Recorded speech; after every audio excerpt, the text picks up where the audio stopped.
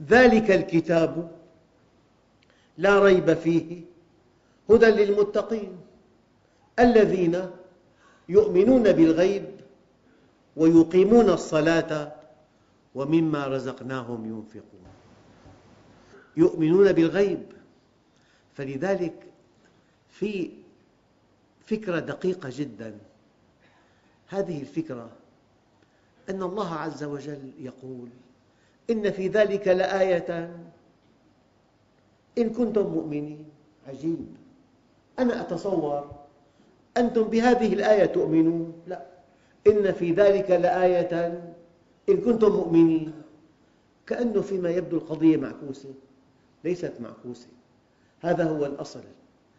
الذي اتخذ قراراً أن يؤمن أي شيء يدله على الله، والذي اتخذ قراراً ألا يؤمن لو كان يعمل في مرصد فلكي يرى المجرات بعينيه، أو في مجهر إلكتروني يرى الخلية بعينيه، لا يؤمن.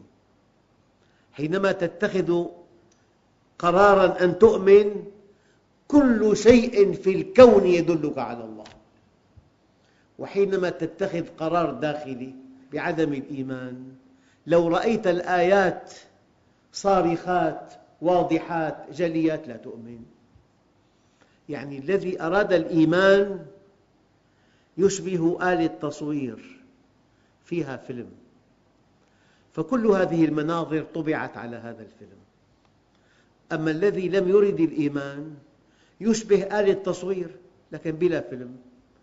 كل هذه اللقطات لأنه ما أراد الإيمان لا تنطبع على قلبه. هذا السؤال المشهور أن هؤلاء علماء الغرب الذين تفوقوا في العلوم لماذا هم غير مؤمنين؟ إنهم ما أرادوا الإيمان أصلاً، ما أرادوا الشهادة، أرادوا الشهرة، أرادوا التألق الاجتماعي، أرادوا الثروة الطائلة، وقد حصلوها. أما هذا العلم إن أردته لله عندئذ تكشف لك الحقائق، حقائق الدين الدقيقة. يعني كل الذين يأتيهم ملك الموت يرون الحقيقة التي جاء بها الأنبياء. أكبر دليل على ذلك أن فرعون عندما بدأ يغرق آمن بالذي جاء به سيدنا موسى، لكنه آمن بعد فوات الأوان. الآية الكريمة: فكشفنا عنك غطاءك فبصرك اليوم حديد. جميع الحقائق التي جاء بها الأنبياء الذين يأتيهم ملك الموت يرونها ناصعة جلية واضحة، ولكن بعد فوات الأوان. لذلك أيها الإخوة، خيارك مع الإيمان ليس خيار قبول أو رفض، بل هو خيار وقت. لماذا؟ إما أن تؤمن في الوقت المناسب فتنتفع بإيمانك، أو أن تؤمن بعد فوات الوقت المناسب ولن تنتفع بهذا الإيمان.